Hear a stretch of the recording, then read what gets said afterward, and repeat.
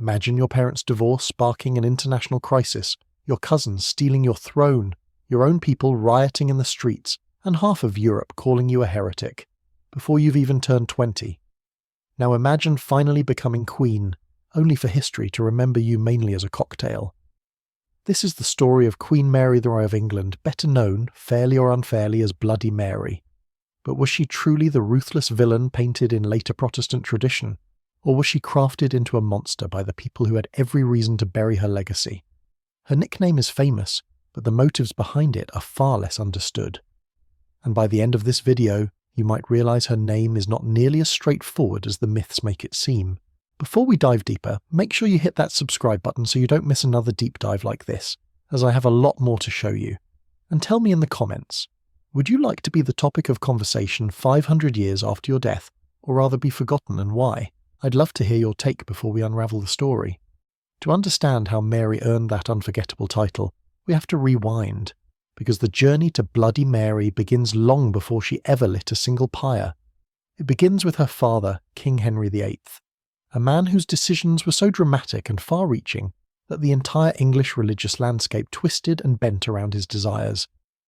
Henry VIII was not simply the king with 6 wives. He was the Renaissance embodiment of, if I want it, the laws of God and man will simply have to adjust.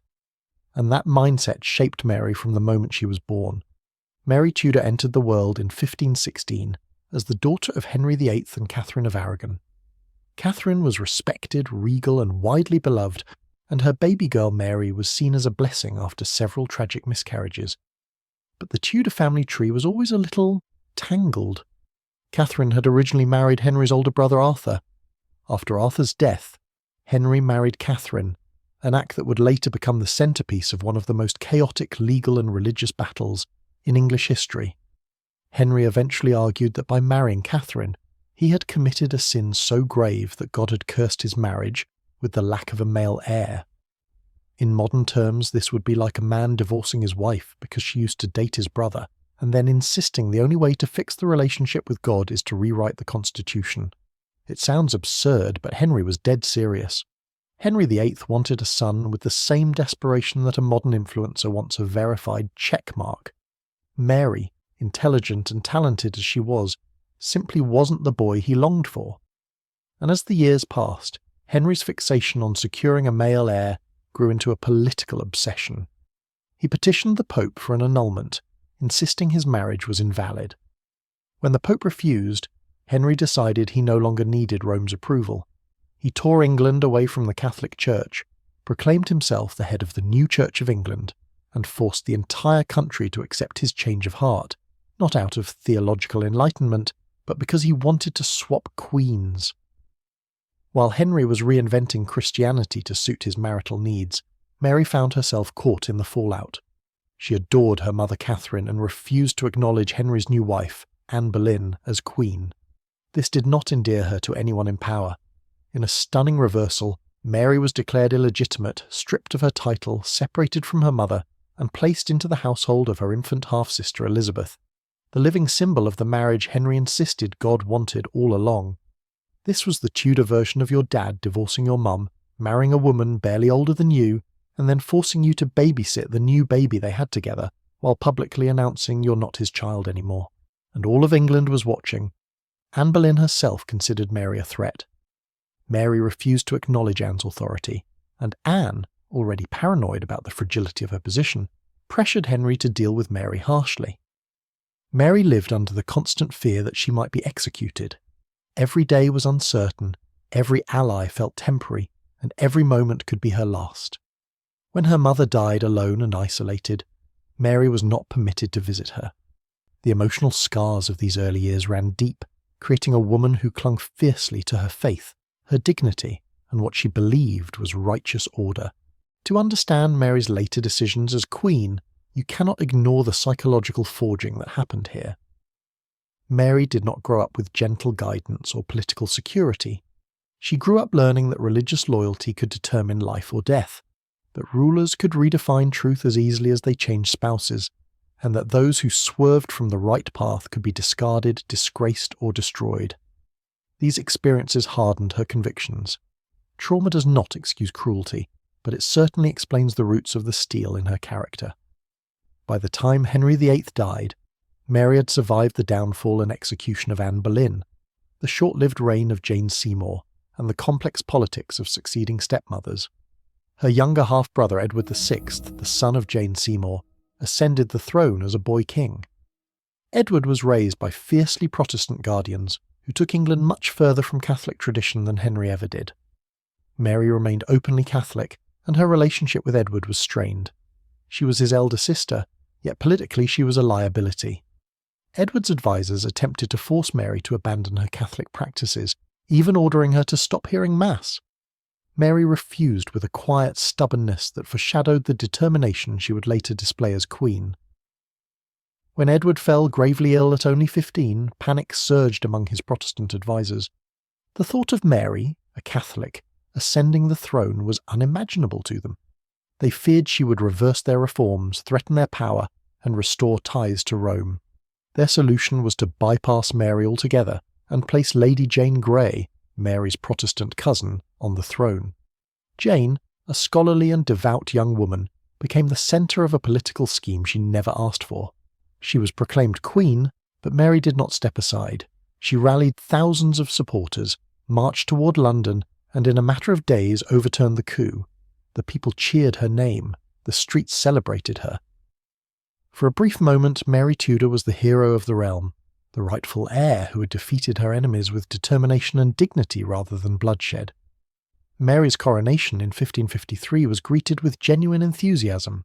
She was the first crowned queen regnant in English history, and many hoped her reign would mend the divisions that had split the country. But Mary's vision for unity required restoring the Catholic faith, and she pursued that mission with the same intensity she had learned from a lifetime of surviving religious battles. She believed with absolute conviction that Protestantism was heresy, and in the world view of the 16th century, heresy was not merely an opinion. It was a crime that endangered both the state and the eternal souls of the people. This is where the seeds of the Bloody Mary legend begin to grow. Mary sought to bring England back into the Catholic fold, and she believed that saving souls sometimes required stern measures. She reinstated old laws against heresy that had existed long before she was born. Under these laws, individuals who refused to renounce Protestant beliefs were subjected to trial, and if they persisted, they were executed. Burning was the prescribed method of execution for heretics, seen not as cruelty, but as spiritual purification. It was brutal, terrifying, and meant to serve as a public warning. Between 1555 and 1558, roughly 280 people were executed for heresy under Mary's rule. This was not an anomaly. Her father, Henry VIII, had executed tens of thousands through various political and religious policies. Her sister Elizabeth I, celebrated as a Golden Age monarch, executed hundreds of Catholics during her long reign. Yet Mary's actions were concentrated within a short 5-year period, and they were far more publicly visible. The sight of crackling flames and rising smoke became associated with her determination to root out what she saw as dangerous falsehoods. The victims included not only prominent Protestant leaders, but also everyday men and women who simply refused to renounce their beliefs. Some of these executions were recorded in vivid detail by Protestant writers, and these accounts became the backbone of her later reputation. When Hugh Latimer, one of the most famous Protestant martyrs, stood at the stake beside Nicholas Ridley, he declared they would light a candle in England that would never be put out. Those words were printed, reprinted, and eventually sanctified in English Protestant memory. And because Mary's reign was short, her story could be easily framed as a dark cautionary interlude between the brilliance of her father and the triumph of her sister. Mary's marriage did not help her reputation either. Seeking stability and an heir, she married Philip of Spain, son of the powerful Holy Roman Emperor. To Mary, this alliance promised unity and strength for Catholic restoration. To the English people, it was like watching their queen hand the keys of the kingdom to a foreign prince with immense political interests elsewhere. Rumours flourished that England was becoming a puppet of Spain. Mary's popularity plummeted, not because of any specific cruelty, but because people feared what her marriage represented. Philip spent little time in England, and when he did, he was distant, formal, and politically calculating. Mary adored him. He treated her with the polite affection one might reserve for a cordial business partner. When Mary announced her pregnancy, the nation held its breath. But months passed, and no child came. Historians now believe Mary likely suffered from a pseudo-pregnancy driven by hormonal imbalance, or potentially a serious medical condition. The disappointment was devastating. Her body had betrayed her, her marriage offered no comfort, and her dream of securing a Catholic successor slipped away. A second false pregnancy further weakened her credibility. Mary watched helplessly as her sister Elizabeth, the Protestant heir she wished to avoid, grew more popular every day. Mary's later years were marked by sorrow. England lost Calais, his last foothold in France, a humiliation that Mary took to heart. Philip departed for campaigns abroad, leaving her isolated. The economy struggled, illness spread, and public opinion continued to sour. By the time she died in 1558, only 42 years old, she was a queen exhausted and misunderstood, defeated not by her enemies but by circumstance, illness, and the unstoppable tide of religious change. But the story does not end with Mary's death. It is in the years following her passing that the legend of Bloody Mary truly took shape. Elizabeth I ascended the throne and re-established Protestantism. Under her reign, Mary's actions were rewritten, reframed, and repurposed to justify a national identity built around Protestant triumph. John Foxe's Book of Martyrs, published during Elizabeth's reign, depicted Mary as a tyrannical villain and Protestant victims as noble saints.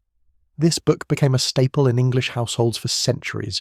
Generations grew up reading about Mary's cruelties, carved into the national memory with ink and fire. And so, Mary was not merely disliked. She was immortalized as an archetype of religious fanaticism. The nickname Bloody Mary did not exist during her lifetime. It emerged as part of a powerful propaganda machine. Henry VIII was not called Bloody Henry, though his actions were far more destructive. Elizabeth I was not labelled Bloody Bess, though her executions of Catholics surpassed Mary's in number. But Mary, ruling briefly, intensely, and in a moment when England's religious identity was shifting irreversibly, became the perfect villain for a Protestant nation eager to justify its new path. Yet when we step back, a more complicated picture appears. Mary was not a monster. She was a deeply devout woman in a world where religious conviction and political authority were inseparable. She believed she was saving her people, not destroying them. She was shaped by trauma, driven by duty, and limited by the brutal norms of her time. In private, she was compassionate, charitable, and even gentle. She loved music and fashion. She spoke several languages. She donated generously to the poor and funded hospitals. She was far more than the caricature that history has handed us. Mary's legacy is a reminder of how history is written, not only by the victors, but by those who control the narrative. She was England's first crowned queen regnant, a woman who seized her throne against powerful opposition, navigated political storms, and tried to build a future aligned with her faith. She failed, yes, but her failure was more tragic than wicked. In many ways, she was a symbol of a world transitioning from medieval certainties to modern complexities, caught between two eras and punished by both. So the next time someone invokes Bloody Mary, whether in folklore, horror stories, or cocktail menus, remember the real person behind the sensational name. Mary Tudor was a woman trying to do what she believed was right, shaped by a lifetime of instability and devotion. Her story is one of resilience, conviction, tragedy, and profound complexity. And ultimately it is a story of how a queen's truth can be swallowed by the myths that follow her. If you enjoyed this deeper, more nuanced look into the tangled world of Tudor politics and the creation of one of history's most infamous nicknames, like the video, and tell me which historical figure you'd like to explore next. There is always more beneath the surface, and Mary's story proves just how much we can learn when we question the legends we think we know.